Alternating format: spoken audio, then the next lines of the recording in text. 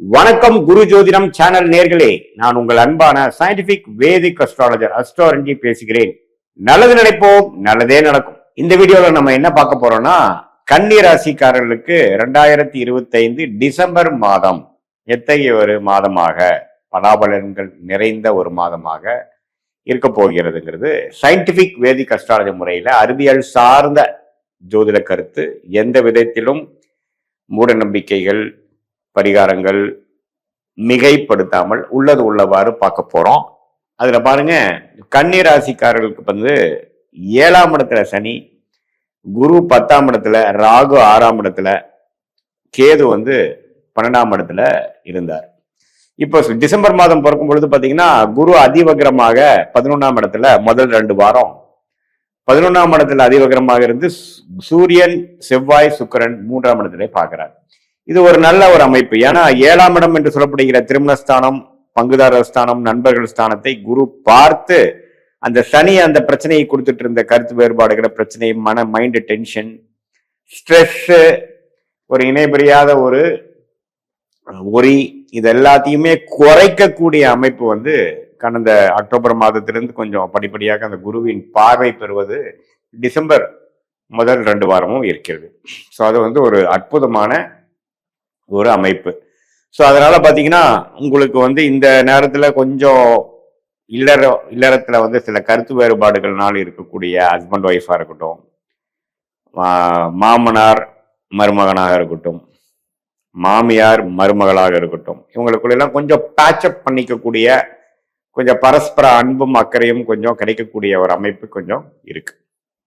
அதே மாதிரி ராசி அதிபதியாகிய புதனே பாத்தீங்கன்னா நட்பு வீட்டுல, சுக்கிரனோட வீட்டுல 2ஆம் இடத்துல இருக்கிறது ஓரளவுக்கு எல்லாத்தையுமே சமாளிச்சிடலாம். என்னதான் பிரச்சனை வந்தாலும் எல்லாத்தையுமே சமாளிக்கக்கூடிய அமைப்பு கொடுக்குது கன்னி ராசிக்காரர்களுக்கு. அப்புறம் பாருங்க, 3rd and 4th வீக் குரு 10ஆம் இடத்துக்கு போய் தொழில் மேன்மை, என்ன வேலை செய்யறீங்களோ, என்ன தொழில் பண்றீங்களோ அதுல எகெயின் பேக் டு ஃபோக்கஸ். இது ஒரு லாபங்கள் எடுக்கக்கூடிய முதல் 2 வீக்ஸ் ஒரு லாபங்கள் எடுத்து சில பிரச்சனைகள் சார்ட் அவுட் பண்ணிக்கக்கூடிய அமைப்புக்கு அப்புறம் அது அப்படியே கண்டினியூ மெயின்டெனன்ஸ் மோட்ல கண்டினியூ பண்ணக்கூடிய அமைப்புகள் இருக்கு. மாணவர்கள்லாம் பாத்தீங்கன்னா அருமையா படிக்கக்கூடிய ஒரு அற்புதமான மாதமாக இருக்கு. ஏன்னா இதுவரை கொஞ்சம் டிஸ்ட்ராக்ஷன்ல இருந்தவங்களுக்கு எல்லாம் பாத்தீங்கன்னா இப்போ கொஞ்சம் டிஸ்ட்ராக்ஷன் இல்லாமல் ஃபோக்கஸோட, கான்சென்ட்ரேஷனோட படிக்கக்கூடிய அமைப்பு கொடுக்குது. ஏன்னா புதன் எந்த விதத்திலையும் பாதிக்கப்படவில்லை. செவ்வாயோட சேர்ந்து அக்டோபர் மாதம், நவம்பர் மாதம் முழுவதும் பாதிக்கப்பட்ட புதன் இப்போ பாத்தீங்கன்னா கொஞ்சம் தனிச்சிருக்கிறார். ஸோ அதை நீங்க பயன்படுத்திக்கலாம். எக்ஸாம் ப்ரிப்பேர் பண்றவங்க, ஹையர் ஸ்டடீஸ் ப்ரிப்பேர் பண்றவங்க, கவர்மெண்ட் எக்ஸாம்ஸ் ப்ரிப்பேர் பண்றவங்க, காம்படிட்டிவ் எக்ஸாம்ஸ் ப்ரிப்பேர் பண்றவங்க, இவங்க எல்லாமே பாத்தீங்கன்னா நல்லாவே இந்த டைமை யூஸ் பண்ணி நீங்க நாளுக்கு நல்லாவே ஓரளவுக்கு படிச்சு நீங்க எளிதில் உங்களுடைய எக்ஸாம்ஸ், உங்களுடைய தேர்வுகளை வெற்றி பெற முடியும் என்று நான் சொல்ல விரும்புறேன். அதே சமயத்தில் இந்த கன்னி ராசிக்காரர்களுக்கு பாருங்க, சனி 7ஆம் இடத்துல இருந்து ராசியை பார்த்து கடந்த 6 மாதமாவே ஒரு ஸ்ட்ரெஸ்ஸும் ஒரு ப்ரெஷரும் கொடுத்துட்டு இருந்தது கொஞ்சம் சற்று தனியும். உச்சகுருவின் பார்வை சனி மேல விழுகிறதுனால கொஞ்சம் டென்ஷன் விலகி கொஞ்சம் ரிலாக்ஸ் பண்ணிட்டு ஒரு செல்ஃப் கான்பிடன்ஸ் கிடைக்கக்கூடிய அமைப்பு கண்டிப்பாக கன்னி ராசிக்காரர்களுக்கு இருக்கு. அதே சமயத்துல ராகு 6ஆம் இடத்தில், 12ஆம் இடத்தில் கேது இருக்கிறது பெரிய ஒரு தொந்தரவு இல்லை. ஸோ இது ஒரு அற்புதமான ஒரு அமைப்பு. பட் 3rd and 4th வீக்ல பாருங்க, குரு 6ஆம் இடத்தில் இருக்கக்கூடிய ராகுவை பார்க்கும் பொழுது கடன், நோய், எதிரி, வம்பு பிரச்சனைகள்லாம் கொஞ்சம் குறையும். இது என்னன்னா, இது வரைக்கும் நம்ம கொஞ்சம் கடன் இருந்ததுன்னா சில லாபங்கள் எடுத்து கடனை அடைச்சிக்கலாம். சிசி லிமிட், ஓவர் டிராஃப்ட்ல வச்சு தொழில் பண்ணிட்டு இருக்கிறவங்களுக்கு எல்லாம் பாத்தீங்கன்னா கொஞ்சம் குறைச்சிக்கக்கூடிய அமைப்புகள் 3rd and 4th வீக்ல உண்டு. ஸோ அதனால நல்ல ஒரு அமைப்பு இருக்குங்க. பொதுவாக சொல்ல போனா லக்னாதிபதி, அதாவது ராசி அதிபதி ரொம்ப நல்லா இருக்கிறனாலையும், செவ்வாய், சுக்கிரன், சூரியன், குருவின் பார்வை பெறுவதனாலையும் ரியல் எஸ்டேட் துறையில் இருக்கிறவங்க, மெடிக்கல் துறையில் இருக்கிறவங்க, எலக்ட்ரிக்கல் துறையில் இருக்கிறவங்க, மீடியா துறையில் இருக்கிறவங்க, ஐடி துறையில் இருக்கிறவங்களுக்குலாம் நல்ல மேன்மை, ப்ரொமோஷன், அது மாதிரி விஷயங்கள்லாம் கிடைக்கக்கூடிய அமைப்பு கண்டிப்பாக உண்டு. அதே சமயத்துல கொஞ்சம் ஃபேமிலியில லாஸ்ட் 2-3 மந்த்ஸாவே கொஞ்சம் டிஸ்டர்பன்ஸ் இருக்குங்கிறவங்களுக்குலாம் கொஞ்சம் சார்ட் அவுட் ஆகி கொஞ்சம் டிசம்பர் மாதம் கொஞ்சம் டூரு அதெல்லாம் போய் மைண்ட் ரிலாக்ஸ் பண்ணிக்கக்கூடிய, நம்மளுடைய உறவுகளை புதுப்பித்துக் கொள்ளக்கூடிய ஒரு அற்புதமான அமைப்பு கண்டிப்பா இந்த டிசம்பர் மாதம் 2025 கன்னிராசிக்காரர்களுக்கு இருக்கு. இந்த மாதத்தை வந்து நல்லபடியாக சில விஷயங்களை பெறுவதற்காகவும் சில முயற்சிகளை எடுத்து அதில் வெற்றி பெறுவதற்காகவும் நல்லாவே யூஸ் பண்ணிக்கணும். ஏன்னா உங்களுக்கு உச்சகுருவின் பார்வை வந்து நிறைய கிரகத்தை பார்த்து அந்த கிரகத்தோட கோர பார்வையை குறைத்து நல்ல ஆத்ம ஒளியை இல்ல ராசி மேல கொடுக்கக்கூடிய அமைப்புகள் கொடுக்கிறார். ஸோ அதை வந்து நம்ம நல்லாவே யூஸ் பண்ணிக்கலாம்.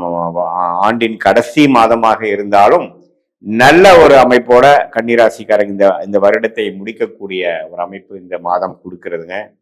இது வந்து பொதுவான பலனை தவிர உங்களுடைய ஜென்ம ஜாதகத்தில் பிறந்த தேதி, பிறந்த நேரம், பிறந்த உரை வைத்து நம்ம ஜாதகத்தை போட்டு எப்படி என்ன லக்னத்துல பிறந்தீங்க, அந்த லக்னத்துக்கு ஏத்த தசைகள் போய் கொண்டிருக்கிறதா அல்லது சுமாரான தசைகள் போய் கொண்டிருக்கிறதா, என்ன புக்தி போய் கொண்டிருக்கிறது, என்ன அந்தரம் போய் கொண்டிருக்கிறதுங்கிறதெல்லாம் நான் சற்று ஆராய்ந்து அதுல என்ன ஆதிபத்தியம் செயல்பட்டு கொண்டிருக்குது, இப்ப என்ன கர்மா வந்து உங்களுக்கு செயல்பட்டு இருக்கு அப்படிங்கிறதையும் நம்மளுடைய 18 வருஷ அனுபவமாகிய ஜோதிடத்துல வந்து ஆராய்ந்து, அதுவும் இப்போ நம்ம பேசின அந்த கோச்சார அமைப்பு, அதாவது குரு பயிற்சி, ராகு பயிற்சி, இந்த மாதிரி மாத கிரகத்தின் செவ்வாய், சுக்கிரன், சூரியன் பயிற்சிலாம் இருக்கு இல்லைங்களா, அதெல்லாம் ஒருங்கிணைத்து நம்ம பார்க்கும் பொழுது எப்படி அடுத்த வரக்கூடிய காலகட்டங்கள் எப்படி இருக்கு, அடுத்த ஒரு 3 மாதம் 4 மாதம் எப்படி இருக்கு, அடுத்த 1 இயர் எப்படி இருக்கு, நம்மளோட லைஃப் பேட்டர்ன் என்ன மாதிரி துறை நமக்கு ஏற்றதாக இருக்கிறது, எது மாதிரி டைம்ல நம்ம வந்து சில விஷயங்கள் செய்யலாம்,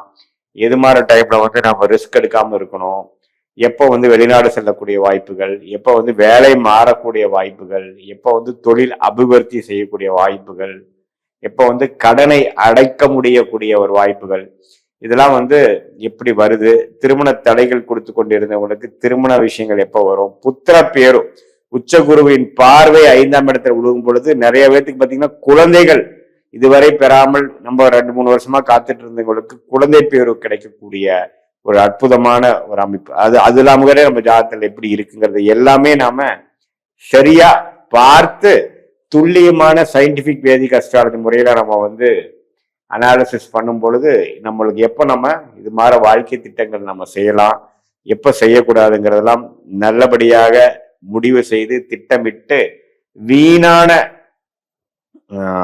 பண விரயங்கள், சமய விரயங்களை தவிர்த்து எது நமக்கு செஞ்சா நமக்கு சாதகமா இருக்குமோ, எது நமக்கு பிராப்தமான விஷயமோ அதை அறிந்து தேவையற்ற விஷயங்களை வந்து நம்ம தவிர்த்து நம்ம வந்து படிப்பா இருந்தாலும் சரி, வேலையா இருந்தாலும் சரி, தொழிலா இருந்தாலும் சரி, பண விஷயமா இருந்தாலும் சரி, திருமண விஷயமா இருந்தாலும் சரி, குழந்தைகள் பற்றிய விஷயமா இருந்தாலும் சரி, முதலீடு பற்றிய விஷயங்கள் எதுவா இருந்தாலும் எது மாதிரி டைம்ல எந்த விஷயத்துல எந்த டைம் பண்ணா நமக்கு பாசிட்டிவா வரும், இப்ப என்ன ட்ரெண்ட் நம்ம லைஃப்ல என்ன பிராப்தங்கள் ஓடிக்கொண்டு இருக்கிறது, என்ன குறி காட்டுது, அடுத்த வரக்கூடிய 6 மாதம் 1 இயர் 2 இயர்லாம் என்ன மாதிரி விஷயத்தை குறி காட்டுகிறது, நம்மளுடைய லாங் டேர்ம் பேட்டர்ன் எப்படி இருக்கு, ஷார்ட் டேர்ம் பேட்டர்ன் எப்படி இருக்குதுங்கிறதெல்லாம் சயின்டிபிக் வேதிக் அஸ்ட்ராலஜி முறையில தெரிந்து கொண்டு அதுக்கு தகுந்த மாதிரி நம்ம வாழ்க்கை முடிவுகளை எடுக்குமே ஆனால் எளிதில் வாழ்க்கையில் வெற்றி பெற முடியும் என்று சொல்ல விரும்புகிறேன். மீண்டும் மற்றொரு காணொளியில் சந்திப்போம். நன்றி, வணக்கம்.